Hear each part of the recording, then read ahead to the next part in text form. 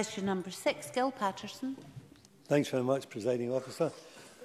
To ask the Scottish Government, in light of the potential impact on NHS Scotland, what is its response as to concerns that the UK might reach trade agreements following Brexit that could lead to an increase in the price of drugs?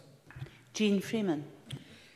I think it should be deeply concerning to every member of this chamber, as it is to us in government, that a future trade deal by the UK government with either the USA or anyone else could increase drug prices in Scotland. Research by Dr Andrew Hill of Liverpool University has observed that if we had to pay for medicines at the same per capita rate as the USA, that medicine prices would more than double. Given the damage that could be done by the dilution of arrangements to manage medicine costs in the NHS by future trade deals, I think it is exactly right and very disappointing that members yesterday, including in the Labour benches as well as the Conservative benches, voted against the protection of the NHS through an NHS protection bill. The next Westminster Parliament, because unfortunately the powers still reside with them, needs to pass that protection bill as a matter of urgency, and all parties need to support that and stop working across their unionist ideologies in order to prevent it. Gil Patterson. Thank you very much, Cabinet Secretary, for that answer.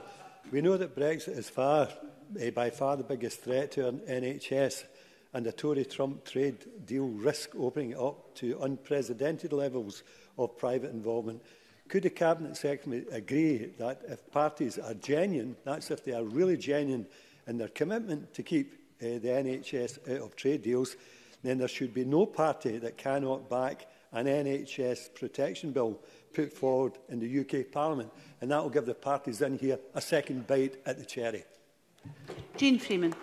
Yeah, I absolutely agree with Mr Patterson. It genuinely is beyond my understanding why something that is so self-evidently the right thing to do for all of those who constantly want to thank our NHS staff and tell us that they'll protect the NHS, to then cavil and not be willing to offer their support to something so straightforward as legislation that protects our NHS from trade deals that would undoubtedly damage that national service. This government and this party that I am proud to belong to will always support our NHS, will do everything we can to protect it, and will continue to press hard for that legislative protection. And I really do hope that other members in this chamber reconsider their positions and join us.